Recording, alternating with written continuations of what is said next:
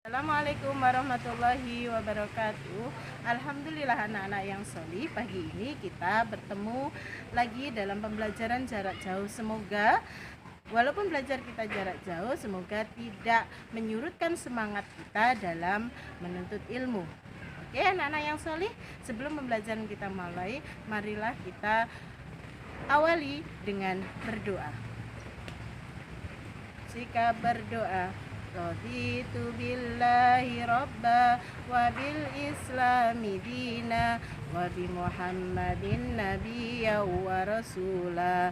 Rabbi zidani ilma warzuqni fahma. Amin ya rabbal alamin. Terima kasih anak-anak yang solih. Anak-anakku, hari ini, pagi ini sengaja Ustazah Iim pembelajaran kita berada di luar kelas. Karena apa?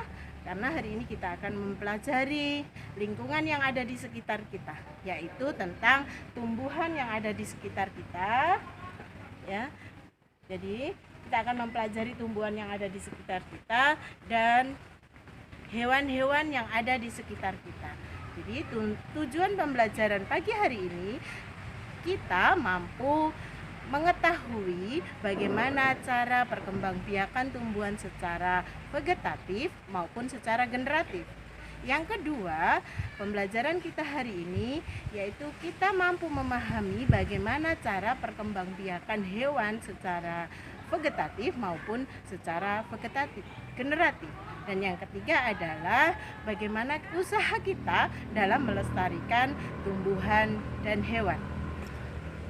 Oke anak-anak yang solih, untuk pembelajaran selanjutnya marilah kita lihat tayangan berikut.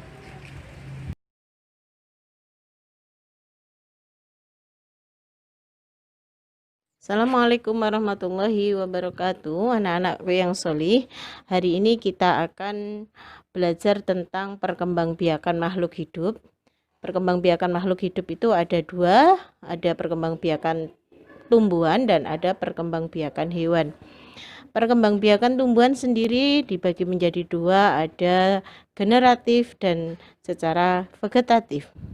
Secara generatif itu suatu perkembangbiakan yang ketika menjadi individu baru itu melalui peleburan sel kelamin jantan dan sel kelamin betina. Sementara perkembangbiakan tumbuhan vegetatif dikatakan perkembangbiakan secara vegetatif karena untuk menjadi individu baru itu tanpa adanya peleburan sel kelamin jantan dan sel kelamin betina.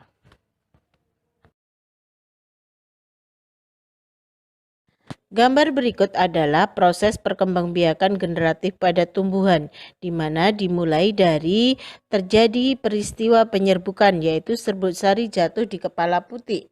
Selanjutnya terjadi peristiwa pembuahan, yaitu serbuk sari yang disebut sebagai sel kelamin jantan melebur dengan sel telur atau disebut sebagai sel kelamin betina.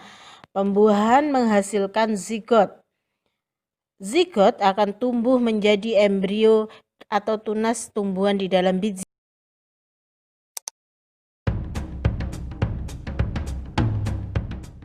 Perkembangbiakan tumbuhan secara generatif. Teman-teman Smart Point, ayo kita cari tahu tentang perkembangbiakan tumbuhan secara generatif. Perkembangbiakan generatif atau secara kawin dilakukan melalui proses penyerbukan dan pembuahan. Penyerbukan adalah peristiwa jatuhnya serbuk sari ke kepala putik. Setelah terjadi penyerbukan, buluh serbuk sari menuju ruang bakal biji. Di ruang bakal biji terjadi pembuahan, yaitu peleburan serbuk sari dengan kepala putik. Hasil pembuahan dinamakan zigot. Zigot berkembang menjadi biji dan bakal buah, kemudian bakal buah menjadi daging dan buah. Contoh tumbuhan yang berkembang biak secara generatif adalah mangga, jambu, rambutan, kedelai, jagung, dan padi. Nah, itu adalah perkembangbiakan tumbuhan secara generatif. Sampai jumpa.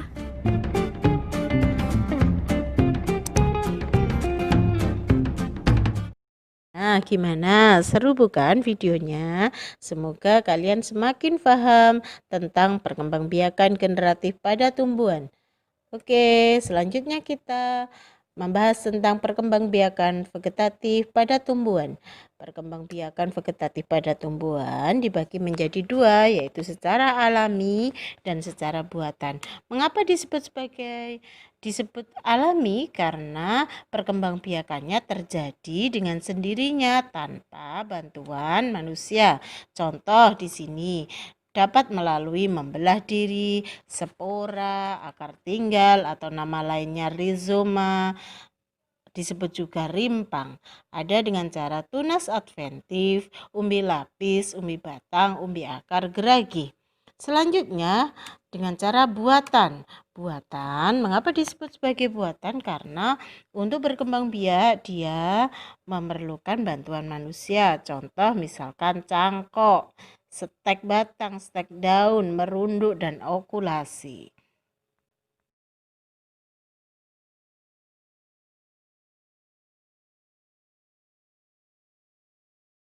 Anak-anak yang solih, berikut akan Ustazah berikan contoh beberapa tumbuhan dan cara perkembangbiakannya. Nah, ini cara perkembangbiakan membelah diri itu dilakukan oleh tanaman ganggang hijau. Selanjutnya adalah spora. Spora ini biasanya digunakan oleh tanaman paku, tumbuhan paku. Ini perkembangbiakannya menggunakan spora.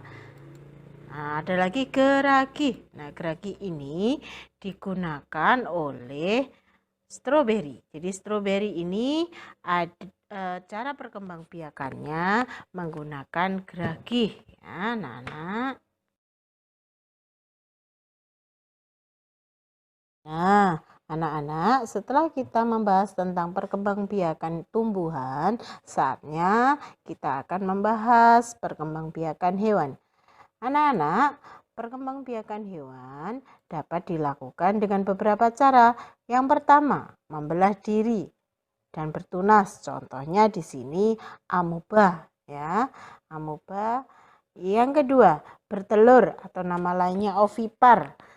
Kita tahu ayam. Nah, ayam itu bertelur, jadi dia perkembangbiakannya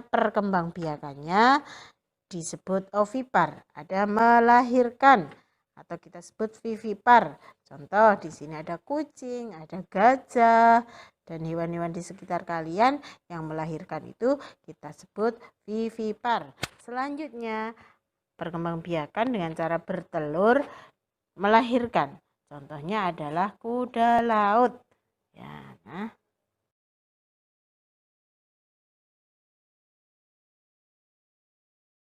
Anak-anak yang solih, kita sudah membahas tentang perkembangbiakan baik tumbuhan maupun hewan. Nah, agar hewan atau tumbuhan yang ada di sekitar kita itu tidak punah, maka kita perlu melakukan pelestarian tumbuhan dan hewan.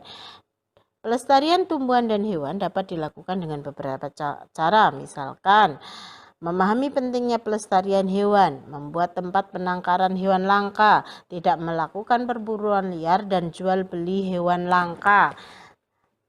Nah, cara untuk pelestarian tumbuhan bisa dengan cara mengembangbiakan tumbuhan yang sudah kita manfaatkan, tidak menebang pohon sembarangan. Ya, melakukan pelestarian hewan dan tumbuhan, mengembangbiakan tumbuhan langka dengan cara kultur jaringan, yaitu memperbanyak jaringan tumbuhan menjadi tumbuhan baru.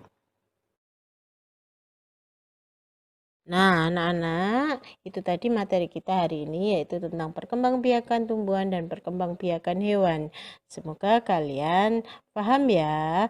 Untuk lebih paham lagi, mari kita melakukan pengayaan.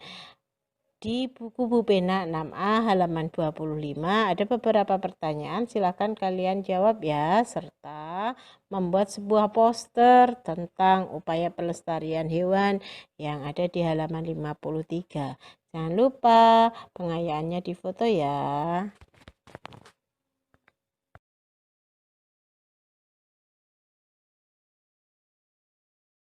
Alhamdulillah anak-anak, hari ini kita sudah menyelesaikan pembelajaran tentang perkembangbiakan tumbuhan dan hewan. Semoga kalian memahaminya ya.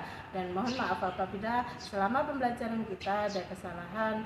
Ustazah akhiri, assalamualaikum warahmatullahi wabarakatuh.